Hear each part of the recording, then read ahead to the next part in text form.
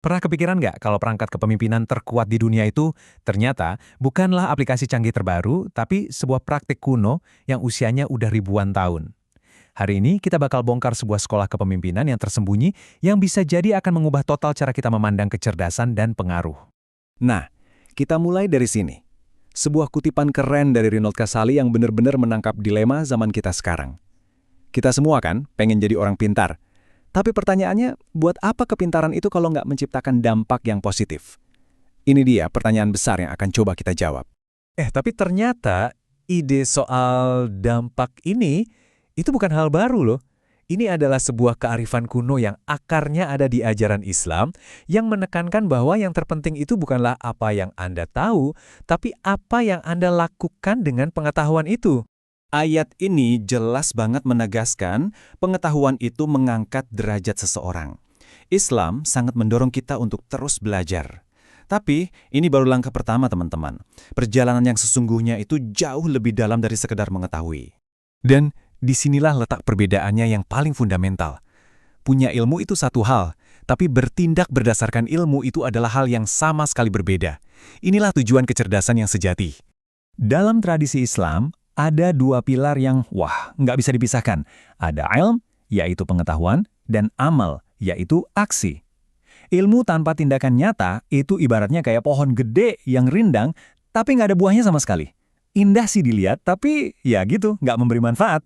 Surah Al-Asr ini mempertegas konsep ini lagi. Intinya, pada dasarnya manusia itu dalam keadaan rugi. Kecuali mereka yang beriman, beramal saleh, dan saling menasehati. Ilmu yang cuma ditumpuk buat diri sendiri bakal hilang. Sementara ilmu yang dibagikan akan terus tumbuh jadi sumber manfaat. Nah, ini dia bedanya antara kerugian dan keberuntungan sejati.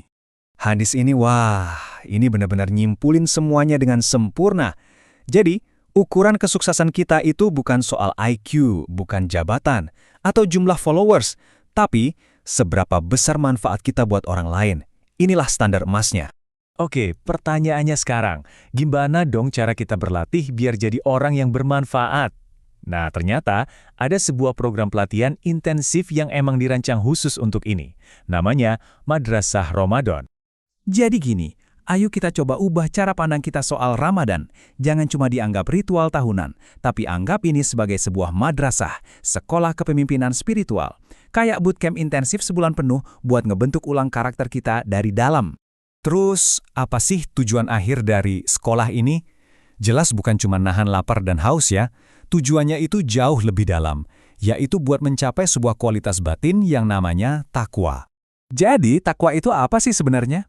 Ini bukan soal kesolehan yang pasif gitu aja.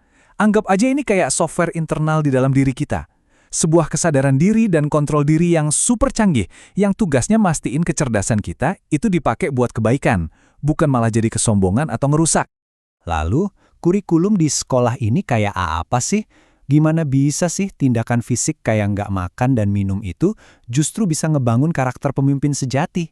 Nah, ayo kita bedah pelajarannya. Ini dia bedanya. Orang pintar mungkin bisa menguasai dunia luar, teknologi, pasar, sistem apapun itu. Tapi orang yang punya takwa, dia bisa melakukan sesuatu yang lebih fundamental. Dia bisa menguasai dirinya sendiri. Dan inilah fondasi kepemimpinan yang sejati. Oke, mari kita bongkar kurikulumnya satu persatu.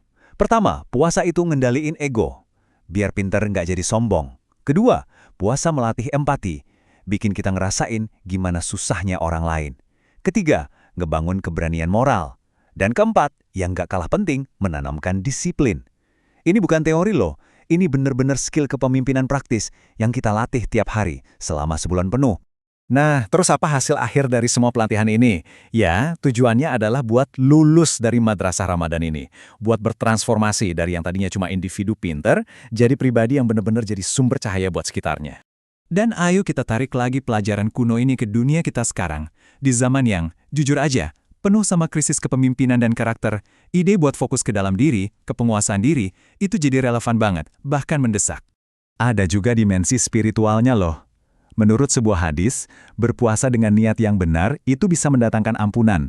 Nah, ampunan ini tuh ibaratnya kayak neken tombol reset, menciptakan jiwa yang baru, yang bersih, yang jadi lebih siap dan semangat buat jadi agen perubahan positif di dunia.